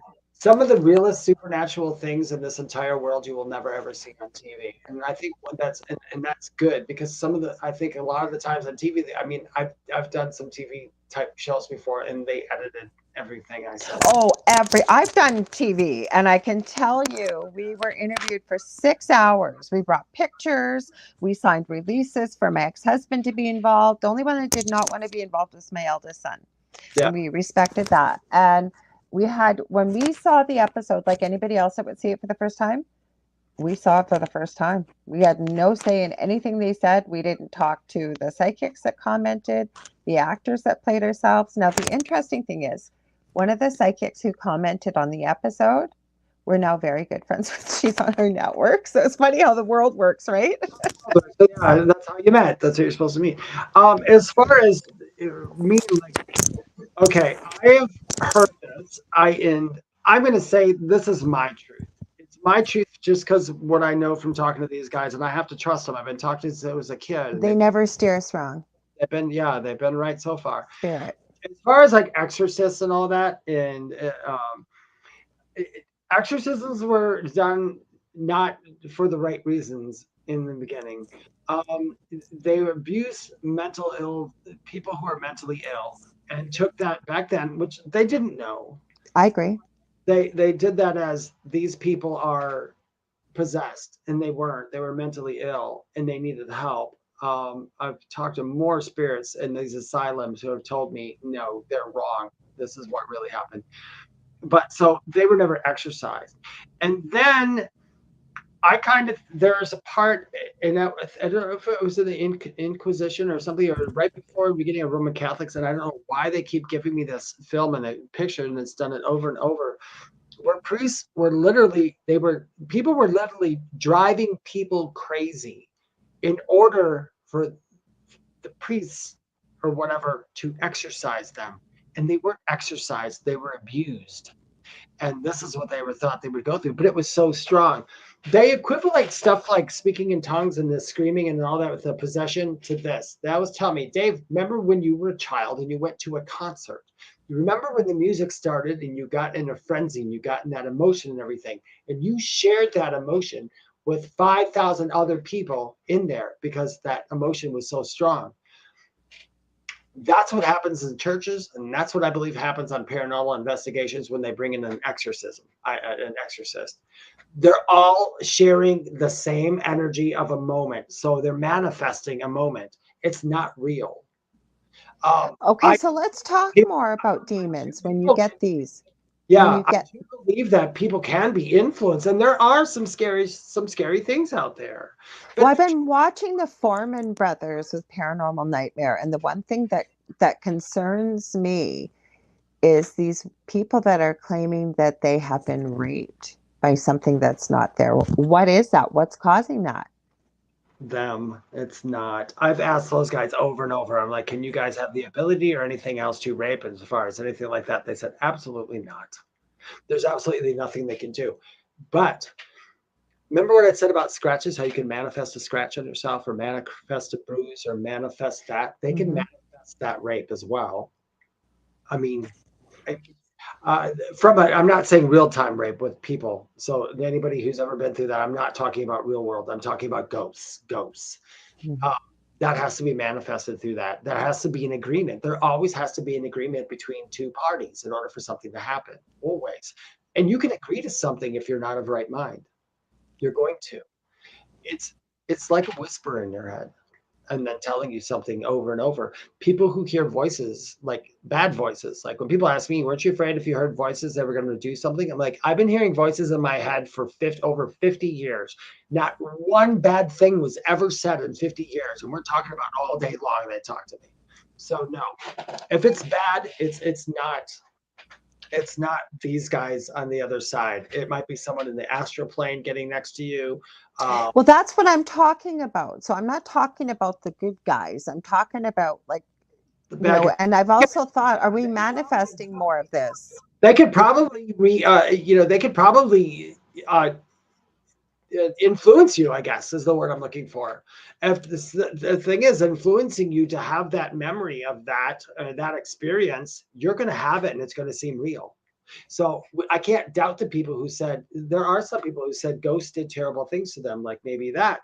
I still can't judge them for it because I don't know what went on between them and that spirit as far as in their mind or connection goes. So if they really had that connection, they're probably really feeling that emotion of that. So I don't think they need an exorcist. I think they need like a spiritual therapist to say, hey, I understand that in your mind this happened, but we need to let you know that you really weren't physically violated. You were violated mind to mind, and that you can deal with. You can fix that. You know, I think it's a lot harder when somebody actually violates your human awake body than if they violate the astral part of yourself. Does that make sense? mm-hmm. Mm-hmm. You know, I, but I don't know everything. So, I can't sit here and pretend to say that I'm absolutely right and they're absolutely wrong. I hear The you. only thing that I absolutely know is that the body only takes one soul. You Oh, I cannot agree with that. Yeah. Mm-hmm. Yeah, you have to Mm-hmm. agree if you let any energy come through you. And I mean, and I'm the first to say that because that's a big part of like my when I do like my gallery readings. When I do gallery readings for people, it's a little different reading than if I do them on Zoom or do them for one of my regular clients. I sit there doing meditation and I let them just come in. I mean, literally what I say before I go on stage is, okay, I hope you're there. Let's go. That's it. That's all I got in my head. I don't have anything planned. I have nothing. And I just walk out and just hope that they're going to be there, show me something. And they've never let me down yet. But So you're not trance channeling, is what you're saying, though. You just don't know who's going to come in for whom, and you're just open to it. once I get the connection is when it happens. So once my connection comes in, so if I'm in the audience and I'm like, I'm coming over here, this guy's name is maybe Larry or whatever, and he's with you. Does that make sense? And they say yes, and I start telling them something, and I can see in them, it's like, yes, they know who it is. As soon as that connection happens, I guess I have a choice, but I don't have a choice. They merge in. And then as they're telling me everything, as I say it to them more often, they always go, God, you sound just like them, or you're talking just like they talked. I'm like, well, that's because they're That is them. urging their energy. I never leave my body ever. It's almost like I'm driving a car and they got in, and instead of me hollering out my window to them, I'm like, why don't we just change places, or I'll go sit in back and you holler to them, And that's what Hmm. I basically just take a back seat, Right. and, and they just tell me what to say, or they put you don't not tell me what to say. They put it's almost like their face comes through me and comes onto here. It's like it's meld together, and that's how I get there. But at no time during that do I ever have a fear of not being me in there again, or having a fear of not getting myself back. That could be broken at any time. And I can tell you how that is. I was doing a reading like that one time, and this person basically, they were making my legs move. They were doing everything. They were kicking. We were laughing. It was the audience. We were all laughing at what this lady was telling me and doing. Somebody dropped something in the corner, boom, loud. And I looked over and she was gone. Connection was gone. Connection was completely broken. So they knew. I've never had that fear. And then it's implied for me. I've been talking to these guys for so long. I'm like, the first thing I say to them is, I'm only taking things from the highest of love, light, and consciousness. If I do a paranormal investigation, though, I leave that out. Okay, so let's talk about, we're going to get spooky. We've got about a half hour left. Let's get into some scary stuff then, that from your perspective. I'm interested in hearing this because, there'll be people that'll go in with a preconceived notion, especially if you go to a well-known place or whatever. Have you gone to places like that? Well, I'll just let you take it away because I know you've done paranormal investigating. Yeah, they've done some pretty one, and I have it on YouTube. I'm very picky about any paranormal people I work with, and the reason is because if they are anything like Zach Bagans, anything like that, or if I work with any group and they start hollering out stuff to them and they say we have to agitate them so they answer back, I have a problem with that too. No, you don't. You're such an idiot. No, you don't. You don't. You literally just have to be there and listen. They don't need you to egg them on. In fact, they're not even hearing your voice as you think they're hearing your voice. Reading your energy, not your voice. But I have been in places. The one place I went to, it was in Indiana. I'll think of the name of it, because if anybody's here, if that place is still available to investigate, I would, by all means, please go there. It's in Indiana. I'll think of it in a minute. I promise you, before I go, I'll think of it. Randolph County Asylum. Randolph County Asylum in Indiana. Very haunted. I'm going to use that word haunted. Let's just use our spooky term. Okay. It's freaking haunted. There are ghosts all over that place. And they do some strange things. We were doing a gallery reading there, and I start talking to this lady. The person I'm with, they were doing a reading on them, and then we got done, and I'm like, and I looked at her and I said, do you remember having a little bird when you were 13 years old? And she's with her mom, and her mom goes, how did you know the year? And I said, it was 13. I said, the bird showed me 13. I said, that bird's still with you. And I said, the bird was grown up. It was this bigger. It's big now. And it's just wanted to know, thank you for all you did. That's basically the bird just came in to say that. There was some paranormal investigators in that room because they wanted to get EVPs while we were doing readings. The EVP, like almost after I was done saying that whole thing, was as a loud, like macaw bird going. No way. You could hear a pin drop in that room, but it's on that. Yeah, I've got the recording on my YouTube, on my Facebook. I'll send it to you. But it's quite interesting. We've had all kinds of that stuff happen. Me and my friends were in a room investigating. We put the laser, you know what a laser grid is, correct? Yeah, I know all the equipment. Yeah, pretty well familiar. We're all sitting in this big room, and there's two mediums, and then two investigators, not mediums, and then two mediums. So usually, you know what happens when the medium's in a room, they usually, they can pick up on that, because I don't know if mediums give off something, but all the laser grid lights are on, and we're all just talking, and all of a sudden we turn on the EVP, and we start asking questions, and it got really quiet. All of a sudden we see as if it was running down the hall straight into that room towards us. All the lights started going boom, boom, boom, boom, boom, cutting off. Scared the living crap out of us. We all pulled back. That spirit was he had a mission to scare us. That one did, and it wasn't terrible. I mean, we all laughed and we're like, "Wow, did we get that on film? Did we get something?" Yeah, of course. That's what you want to catch on film. We're trying to film that. We had them walk in. That was one of the first times, and this is what I tell people: they touched me, and I had 15 witnesses sitting in front of me as he did it. The first one, I was sitting there, and the guy, it was a big paranormal group. They were wonderful. Oh my God, the beautiful equipment. They were so beautiful with the spirits. Wonderful.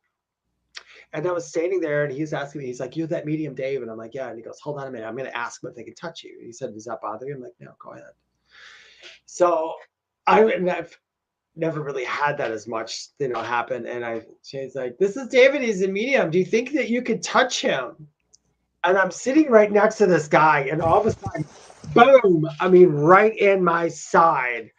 And he got me good, and it didn't hurt, and it touched me, and they all watched me jump, and it's all on film. They're like, "Holy shit!" And we're laughing about it. And I said, "Please don't do that again, because that scared me." And you could see it in the film. He touched my shirt again, and you can see my shirt move. And I ran. That was like a 1 in a million for me. That does not happen that often. People say it doesn't.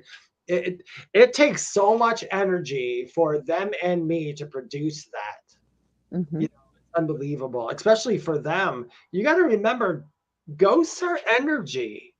Yeah. So if they do anything, if you're doing an investigation and something does get thrown or moved, yes, it can happen. But do you know how much energy they have to use in order to do that? They're coming from an astral plane, or maybe even from the spirit world. They've got to lower their vibration to get here. So their vibration is not that low to begin with. And mediums, as you know, Lorilei, we have to raise our vibration in order to contact them.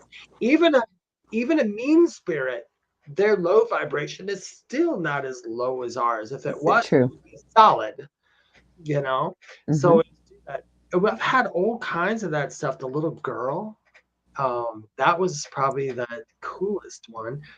When I was about 20 years old, living at my parents' house, and I fell asleep on the couch, and just the TV was on. I was watching Laverne and Shirley, and I will never forget it to this day. It was the black and white ones. It was completely dark in there, and I sat up for a minute, and I'm watching, and in the hallway, there's like a hallway here, and then down to the right, there was my parents' room. In the hallway, a little girl comes out, and she's rocking back and forth like this, and she goes, "David." And I looked, and I was like, I couldn't believe my eyes, and I went, "Samantha?" And that Samantha's my niece. She was about 5 then, 4 or 5 then. And I said, "Samantha?" And I heard it, and my mom, everybody heard it. She said, "David." And then she laughed and went running down the hall towards my parents' room. And in my head, that was my niece. So I got up and I ran down the hallway, and I go to my parents' room, and I slowly opened it up, and I said, "Hey, I'm sorry to bother you." I said, "I think Sam ran in here. Do you want me to take her back in the other room?" And my parents get up, they're like, "What?" They're like, "Sam's not here." Yeah. Like, "Yeah, I know she is." They're like, "No, it's Sunday. She goes to school tomorrow. She's not here." And right away, I sat there, and I said, I just turned white as a ghost, and I was like, "Oh my God." I said, "That little girl, she was here. She was saying David." She goes, "Is that who was saying David?" And I said, "Yes, you heard that?" They're like, "Yes." Yeah. And we found out later on that little girl was in that house that died in there a long time ago. But I saw her so perfectly. I have never saw a spirit so almost as physically as I saw the aliens when I was younger. I mean, she was like there. You could see her, I couldn't make out the face, but I could make out the silhouette. And wow. the thing is, after that particular house, whenever I went out, they would terrorize Hi, Michelle. they would terrorize my family by they would be upstairs where my bedroom was, because I was the only one who slept upstairs. They'd be upstairs. They'd hear noises all day long, night long. Where I was a bartender at the time. They'd hear the noises, and then I would come home. And my mom said, I always know when you're coming home because the noises stop. They stopped as soon as I came home. And Why? down, I don't know. I think they just wanted me there, or I don't know. To this day, I don't know what spirits were doing that. I didn't feel them to be bad. Malicious? Yeah, but I did feel them to be odd. There was a very odd, eerie feeling about them. So I don't know what their deal was, but boy, they were so loud in that house. I mean, I had an attic door in that room as well. And my mom said maybe they followed you from the other house, because when I was a child, there was also an attic door in my bedroom outside the door, and they used to open and close that all the time. And they used to do it in this one too, in the new house. So I wondered if that was the same ones. Um, but Oh, I've got like some pictures of orbs and stuff like that. But other than that, how about your experiences with going out? myself? Okay, well, first I want to give a huge shout out. We got Heather Cooper here. Hey, we got Michelle Pratt from Australia. G'day, Laura. She says, G'day, everyone. It's morning over there, so it's not Halloween anymore. It's Halloween night here. Dave Petrella says they stop sometimes if they know they can't get away with it. Now, Pretty much, my Dave. That's what I think too. He actually makes a good point there. Maybe when I got home, they figured Dave's not going to put up with it. He knows that it's us. It's not. that you're not going to put up with it. Now, for myself, it was really weird when all this stuff started happening at the last house. And I remember talking to my roommate, who I've known since I was about 15 or 16. And when I told her what was going on, because I know she doesn't believe in any of this stuff, she shocked the hell out of me. Because you know what she said to me? She goes, I'm not shocked at all, Laura. She goes, there was always, and I lived with you, you would know things and you would know them, and I would know why you would know them. And I don't remember this, but she did, clear as day. And then growing up, like this runs on my father's side.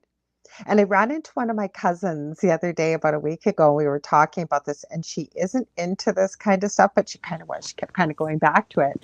And I was telling her about our grandmother on my dad's side, and she didn't know this. And I always never liked this cousin. We are 6 months and one day apart, and our first children are 6 months and one day apart. And she was born out of wedlock back in the day, 50 something years ago. That was not acceptable. So my grandmother raised her, and I was always compared to her because we were so close in age. There was tons of grandchildren.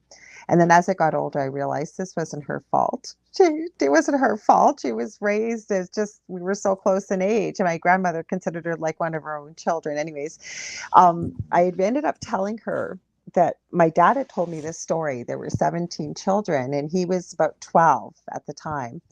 And his third oldest brother wasn't home for supper. And they were all sitting down. My grandmother was from Belgium. Her name was Blondine. And my grandfather, a good French Canadian Catholic man with heavy French accent, right?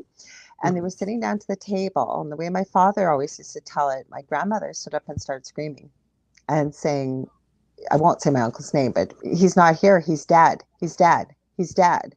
And like my dad said, he thought it was like 603 or something. And he said, my grandfather stood up and said, my grandmother's name was like, said, Blondine, Blondine, sit down. You're being ridiculous. You're scaring the children. He's just late for dinner. He'll be back. And I guess about an hour and a half later, the police showed up and knocked on the door. And my uncle was dead. And apparently what had happened was, this was the early 50s, probably mid 50s. They were hot rodding along a road, and there was no seatbelts. And my uncle was driving first in his car, and his best friend behind him. There, for some reason, the door opened, and he fell out, and his friend ran him over. 6:03 p.m. Oh no. Mm-hmm. I believe So, that spirits can show up and do that. Yeah. mm-hmm. So that's where it sort of came from. But my whole point is, the only thing, like, I never had the experiences quite that you did. I had very strange experiences. Actually, I'm glad we're going to bring this up. I'll bring this up. Yeah. I remember my first paranormal experience as a 4-year-old. But one summer, when I was turning 8 years old, and it was from the time the snow started to melt, so about the end of May until about the end of October, every night at 3 o'clock, and I knew nothing about the paranormal, knew nothing about this. I would wake up unable to breathe and be completely blue. I kid you not. My father was no 911. I would be terrified to go to sleep because I knew it was going to happen. They couldn't find out what was wrong with me. My father would end up scooping me up. There were times I passed out. I remember one time I talked to you about having near death experiences. You said you had many. You told me this myself, I remember. Yeah. I would stop breathing completely. I would pass out. And I remember my mother screaming, "Oh my God, she's completely blue." My father would grab me, get me in the car as he's driving down the road. It would like I would come to and start breathing. They never found out what happened to me. They thought maybe it was asthma. They hadn't, and it just happened that one year. I have no reason why. Do you think that the reason I'm bringing this up, and I'll tell you, I'll make this quick. Mm-hmm. I think that might have been a soul memory from something else. That's what I'm wondering. It was something like I can't even say, like, even if I wanted to consider paranormal, I couldn't because It is there in a was way. nothing going on in the house that would have made me thought When that. I was 22, I started getting really sick and I started getting all these symptoms. And they took me to the doctor and they told my parents, we think he has Hodgkin's Mm-hmm. and Hodgkin's disease, Mm-hmm. and It's a my blood cancer. yeah, with the Mm-hmm. lymph nodes, and my lymph nodes are all that. But anyway, they did some tests and all that stuff, and they came back. They're like, he doesn't have it, but we don't know why he's showing the symptoms. I was showing the symptoms for him. They didn't know. Anyway, they cut up my neck. They took out a lymph node. They checked it. They did the biopsy on it. They called my mom back. They said, it's fine. We don't know what to do. And she said, okay, well, we'll just watch him. And I just got better. It was fine. I just got all Mm-hmm. better. And then we put two and two together. My name is David Neil Hanzel. Mm-hmm. My uncle Neil died when he was 22 of Hodgkin's disease. And so me and him mimicked the same symptoms and at the same age. Uh, Wow. So do you think that you're not the reincarnation of him though, are you? Or that you were just I that don't I energy? don't feel it. I don't feel it, nor can I prove it, nor can I validate it, nor has it been said to me on any professional basis by several people. If you look at his picture or my picture, we look a lot alike. That's one. And the two is the way I used to always stare at his picture because for me, he smiled like I smiled. It felt so familiar.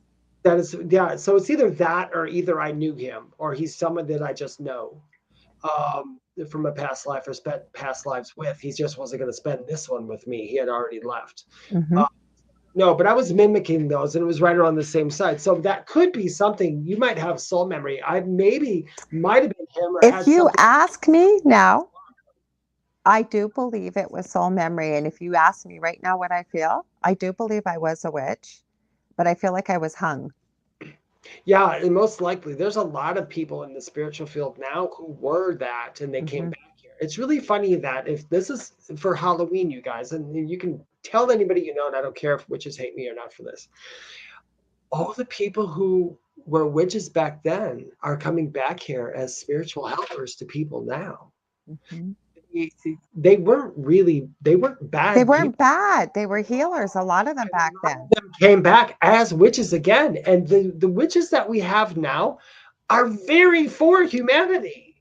I don't know why everybody thinks that witches are these evil people who cause curses and spells. They all know that if they do something like that, it comes back to them. So they better Yes, have they a do. really good reason for doing stuff. And they're very You would not believe the people that think I am, like I practice Wicca. I don't. I'm aware of it.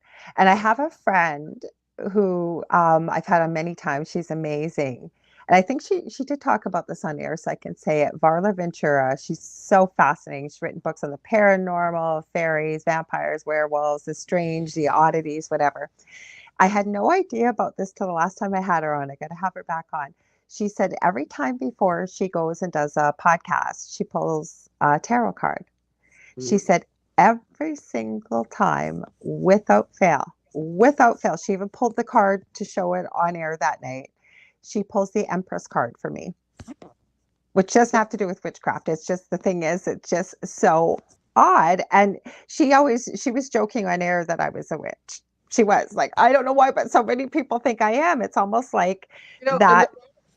And a lot of people don't understand that you're actually, most of us who have been here a long time are probably all also living parallel lives in a Yeah. parallel universe as well. Yes. You could be living a parallel life in a parallel universe right now that's like 1890 or the 1700s. David, we always get into these fascinating things when we're almost done because I love talking about parallel universes and other dimensions. Hi, Carrie. Carrie says she agrees.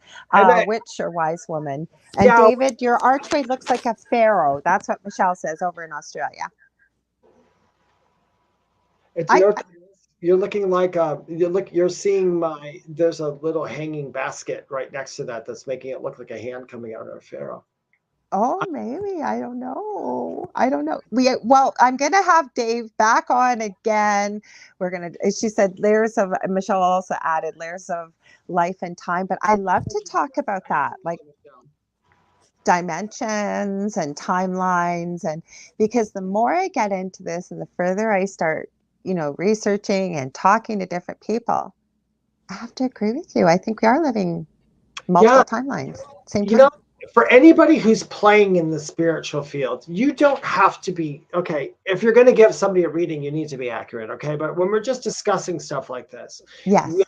I said, we all have different perceptions, and we're built that way. We all see heaven differently. We all see the white light differently. We all see it all differently. It's our perception. But the best way to get to the bottom of something that you want to know about is discuss it with a lot of people because eventually Yes. the truth is going to come out. The truth is going to come out at some point. You're going to get that aha moment where you go, oh my gosh, I was wrong. That's right. And I can tell you that because um, when I was, oh, you know what, Michelle? She says she looks like a pharaoh. We were talking about Ra earlier, and you weren't on. So maybe you're seeing that. I'm a big fan of Ra. I love Ra. Um, parallel nurses. Oh, Oh, do you think that paranormal awareness is more prevalent now? Of course, we've got like 2 minutes left, Dave. But I will have him back on. I promise, Heather. But we got to give him a quick answer here, Dave. yeah. Yes, it's very close. It's a lot of fun. I've been talking to my guides a lot about it, and we'll have to save it. We'll talk about that some more. But yeah, it's becoming more open. We are literally moving over. And like I said, it's only going to take 1%. It only takes 1% of the human population right now to move us over to the next level. And we're like this close. So as long as we can just keep it separated. If you want to go do your bad stuff, go do your bad stuff. I'm doing my Yeah. good stuff. And that's the world I'm going to live in. And as soon as you stay in that world, that's the world that's going to happen for you. That's how you move over to another world. You stay in that thought and you just go over. That's how we go from dimension to dimension. I think we need to learn from our extraterrestrial friends, hopefully, when they finally get here. If we can get that 1%, you'll see them. Well, They Carrie says, cool. She was hoping you'll come back. Carrie says, yes. Dave says, great show. Thanks, guys. Michelle says, happy Halloween. Where can people find you? I can't say anything right now, but like I said, I'm sure you're going to see Dave again. Quite pretty sure about it. But go ahead, Dave. Where can we find you? Because you have your own podcast too. I have a podcast called Mystic Stew, which I'll be podcasting more on it soon. It's more bloggy. And then I'm on TikTok, so I just answer questions on there. So if you have any kind of questions, you can ask me that on TikTok and answer them. My website is theywhispertome.com because that's how I hear them. It's like a whisper. And I do all different kinds of readings. Some of my favorite ones to do, and I know I got it out there now, it's called a clarity reading. And that's where we get together, whether you know your guide or not. I contact guides, and basically they will validate that they know you, and they give me usually validation that they'll talk about your life, and then they'll go, oh yeah, that's right. I'm like, okay, then I got the right people. And then they can help you on the path that you are currently on now to try to get you to where you want to be. That's a lot of fun. Those guys are so much fun to talk to. Our guides have senses of humor. They're beautiful. They're cool. They're just very cool. I wish everybody here would talk to the damn guide. And I also show people how to do that in those readings as well. But yeah, you can get hold of me there. I do all kinds of stuff. I love it. I love it. I want to tell you guys too, thank you so much. Happy Halloween to everybody that's here. Please make sure to share this with your friends if you think they'll be interested, as well as there's shows for somebody, everybody, something for everybody on this network. So please make sure you share that as well. If you ever want to get a hold of me for reading, healing sessions, I do mentoring, things like that. You can get a hold of me on facebook.com/The Angel Rock. I have 2 groups on Facebook, Paranormal University for all things paranormal. Then the Angel Rock Tribe for some of the things we talked about tonight as well, the esoteric, spirituality, things like that. Next week, I will be back, same time, same space. And this was by request, so I don't know what he has in mind. He's been on here before, Augie Noost. He is the co-host of Broadcast Team Alpha, and he hit me up a couple weeks ago and said, Laura, we need to do a show together. So I said, hey, yes, let's do it. So it'll always be fun. It's never the same show with Augie. Anyways, Dave, thank you so, so much. Happy Halloween to everybody. Stay safe. Love you all. And we'll see you same time, same space next week. Much love and light. Good morning, good afternoon, good evening, wherever you might be. We'll see you next week.